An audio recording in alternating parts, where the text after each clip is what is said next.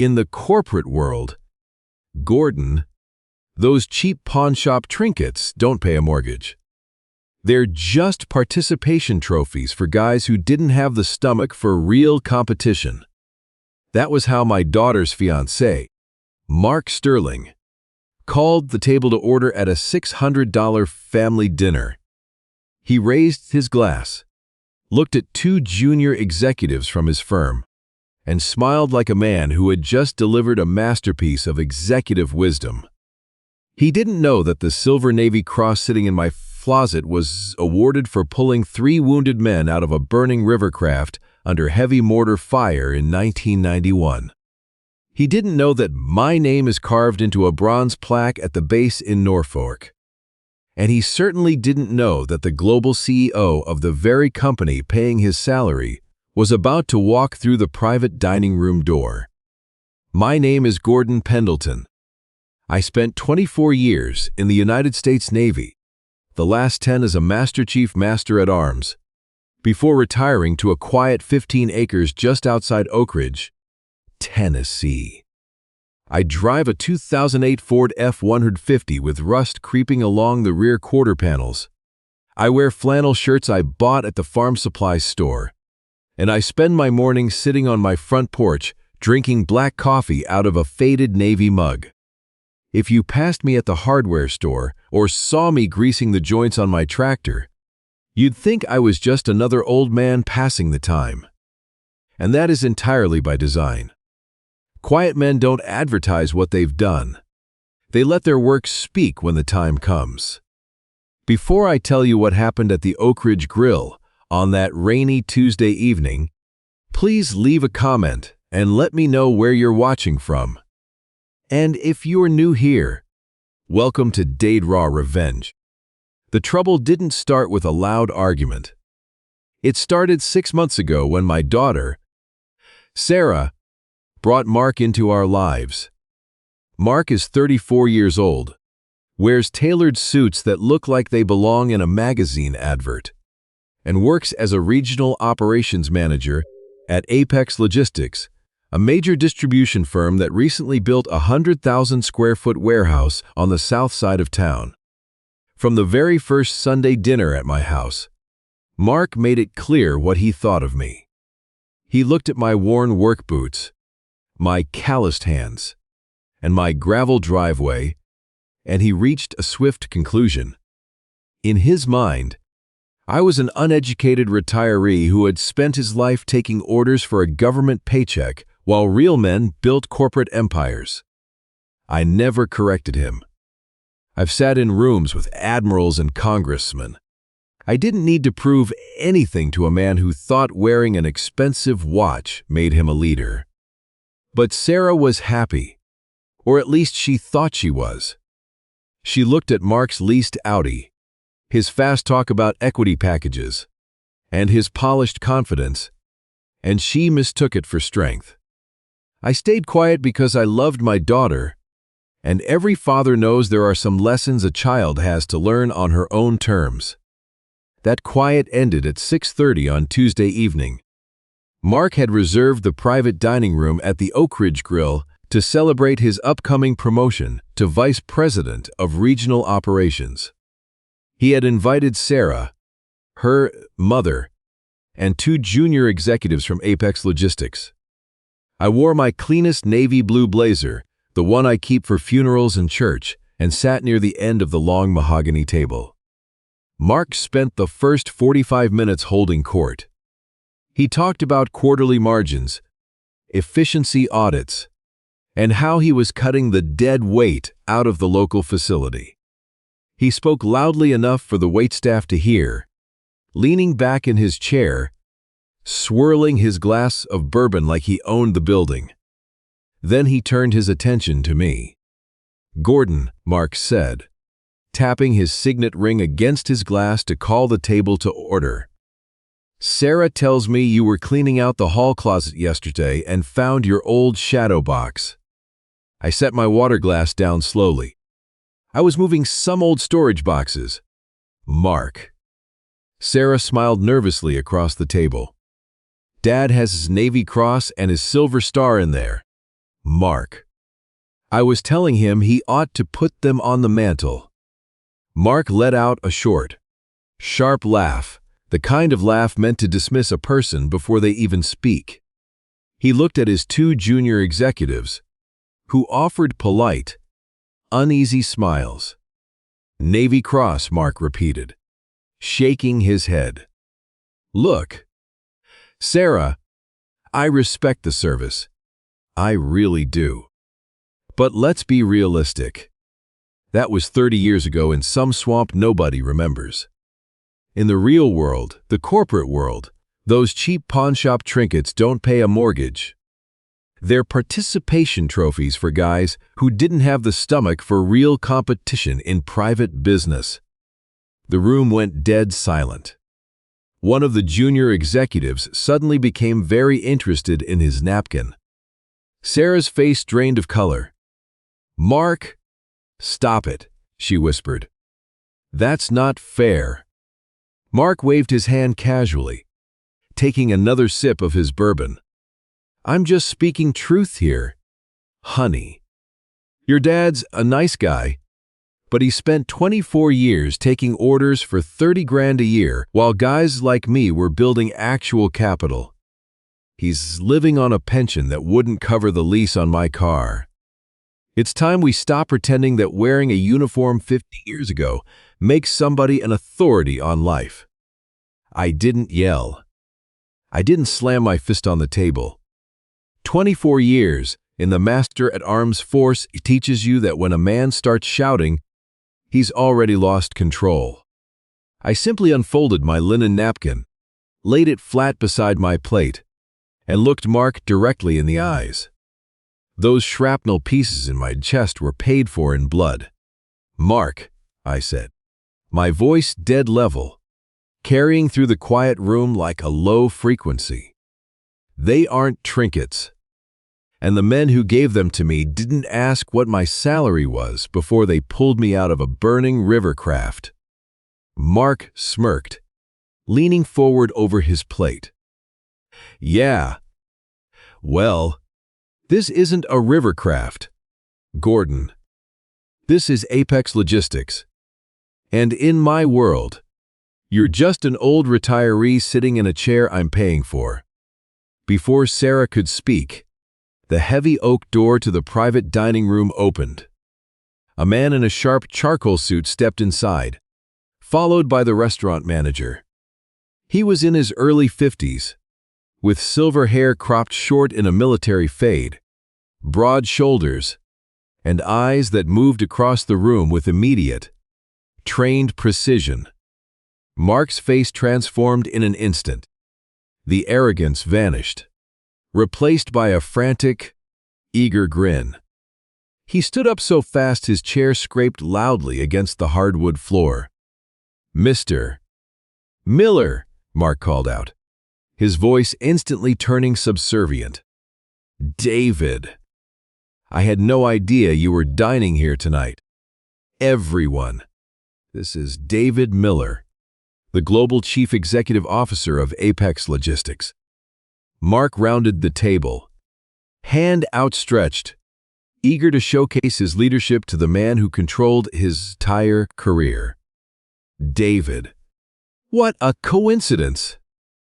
We're just celebrating my regional promotion team."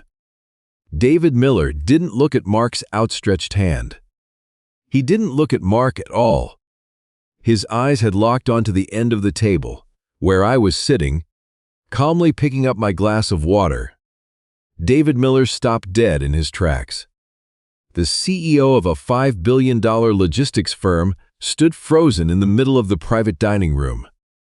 Then, slowly, his heels clicked together, his chin came up, and his right hand snapped up to his temple in a crisp, flawless military salute. "Master Chief Pendelton." "Sir," David Miller said, his voice ringing through the silent room like a trumpet. "I didn't know you were in Oakridge." Mark stood between us, his hand still frozen in midair, his mouth open, as his wine glass slipped from his fingers and shattered against the floor. The sound of shattering glass was the only noise in the private dining room for 5 full seconds.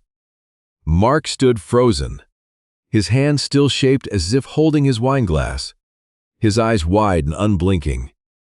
The red wine splashed across his polished leather shoes, but he didn't even notice. He looked at David Miller, the man who held the power to raise his career to the sky or break it into pieces, and then he looked at me, sitting calmly in my chair with my water glass halfway to my mouth. "David," Mark stammered, his voice dropping an octave, completely stripped of the arrogant corporate rhythm he had been using all evening. I think there's been some kind of misunderstanding. This is Gordon. He's my fiancé's father. He's retired." David Miller didn't lower his hand. His posture remained rigid, his chin tucked, his eyes fixed on me with the deep, unshakable respect that only men who have bled in the same dirt understand. "I know exactly who he is." "Sterling," David said, his voice dropping like heavy iron onto the table. Master Chief Gordon Pendelton was the senior enlisted leader of Inshore Boat Unit 22. In 1991, when my patrol craft took a direct hit from a mortar round in the mud of the Persian Gulf, it was Master Chief Pendelton who jumped into burning fuel to pull 3 wounded sailors out of the water. I was one of those 3 sailors. David slowly lowered his salute, turned his head, and looked directly at Mark. I was 21 years old, terrified, and bleeding out from a shrapnel tear in my leg.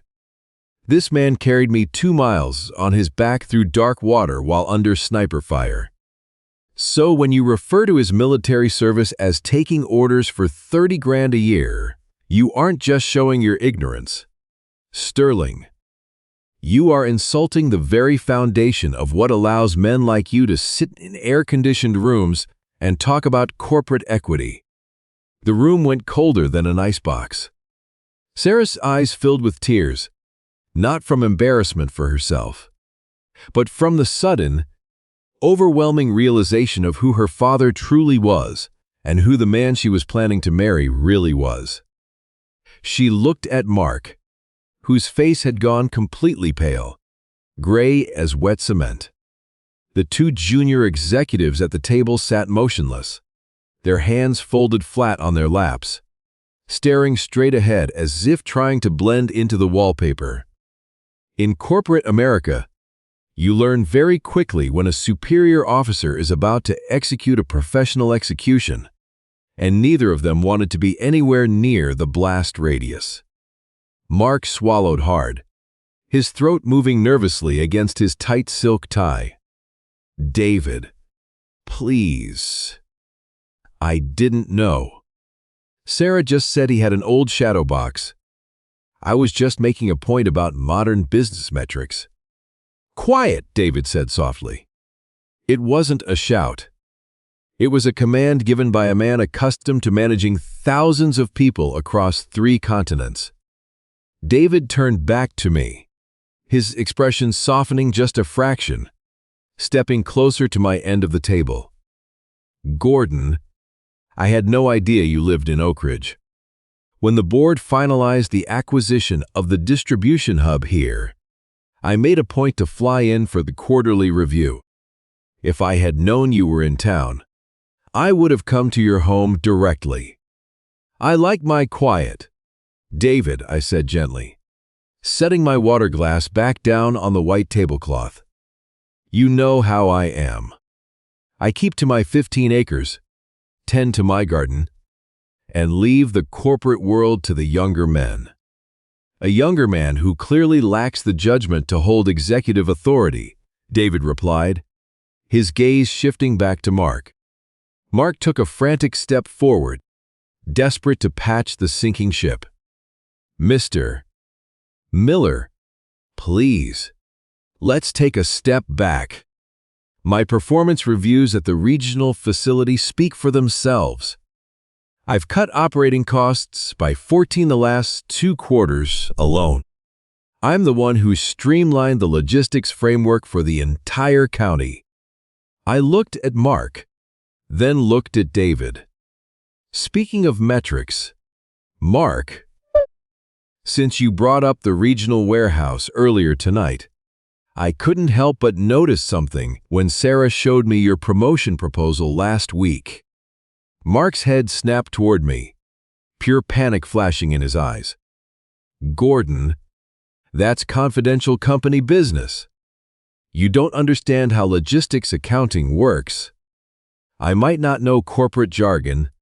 Mark, I interrupted, keeping my voice calm and steady.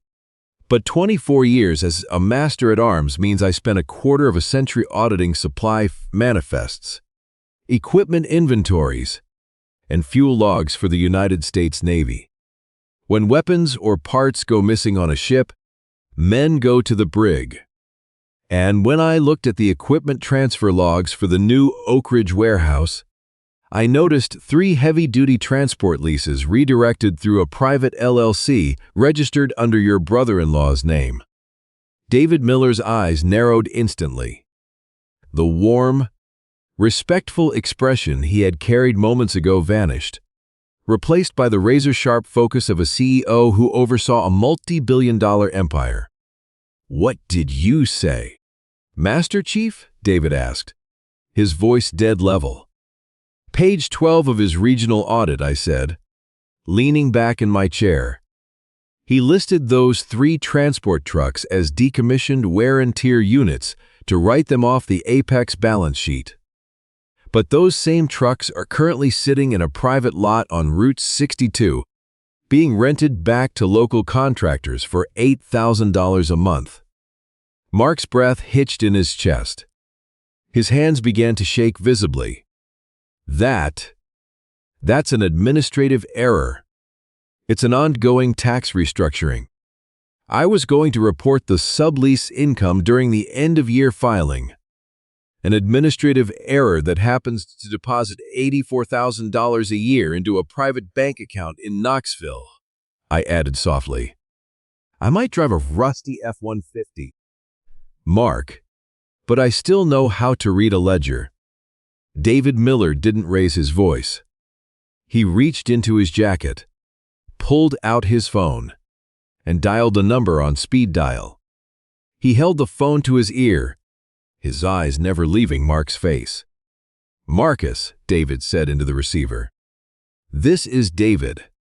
I want the internal audit team flown into Oakridge on the first morning flight. Freeze all administrative access and corporate accounts for Mark Sterling, effective immediately. Seal his office at the distribution center tonight. No one goes in or out until legal arrives.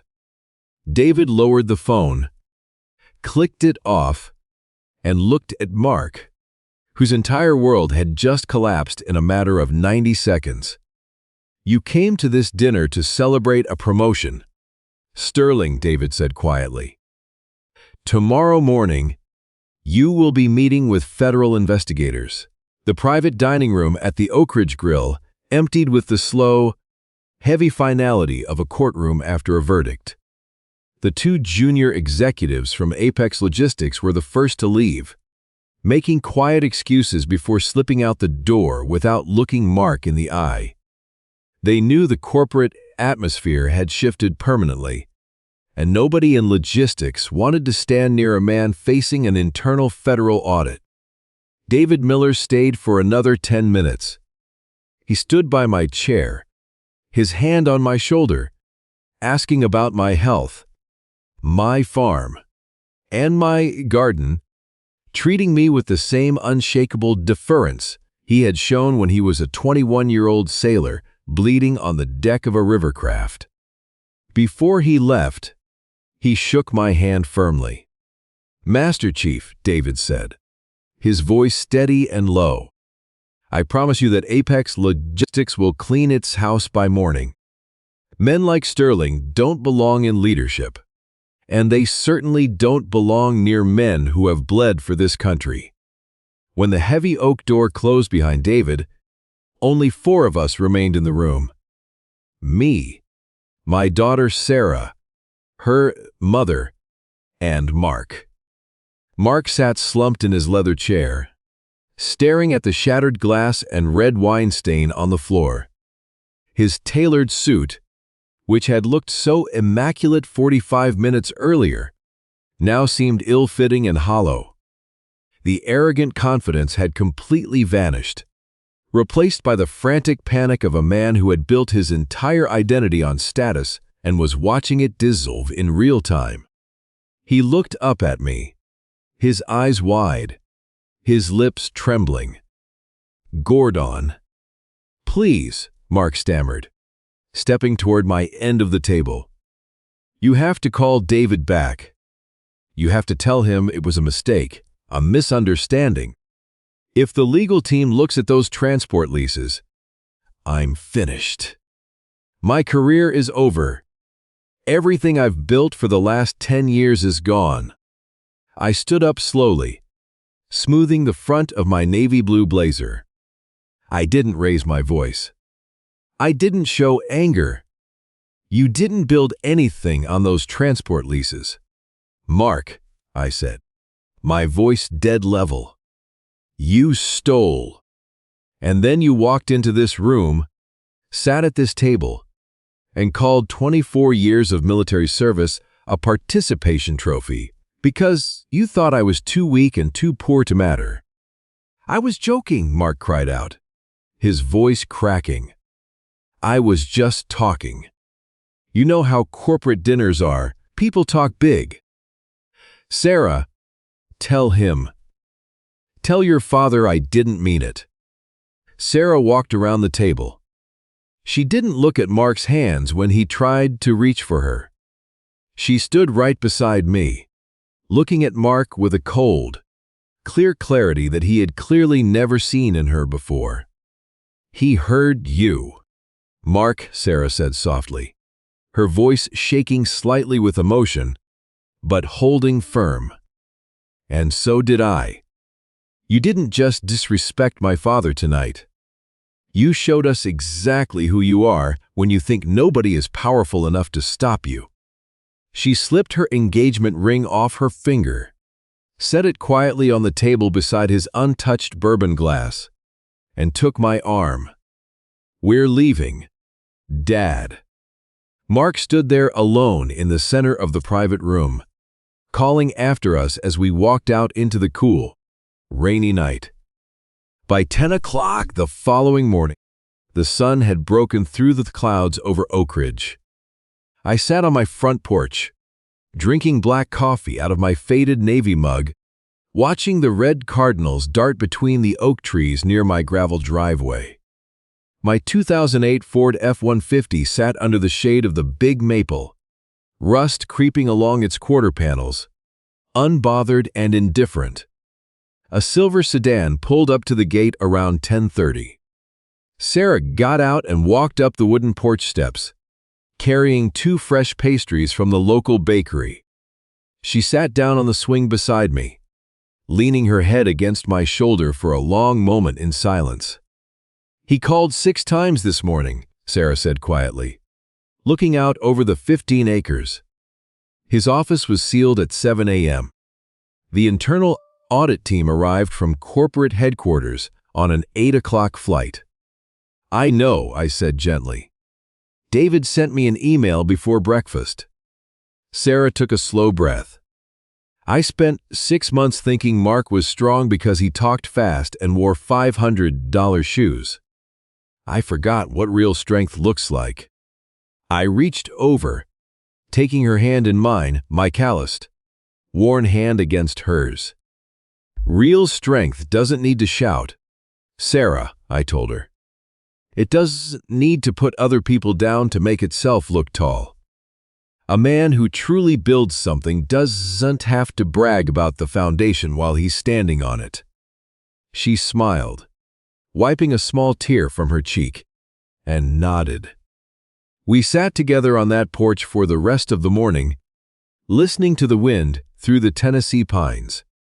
Men like Mark Sterling spend their whole lives chasing status, titles, and expensive things, always afraid that someone quietly sitting in the corner knows the truth about what they built. But out here on 15 acres, with a warm cup of coffee and my family safe beside me, I didn't need a corporate title or a polished Audi. My work was already done, and the foundation was solid. If you were in my shoes, would you have handled Mark the same way?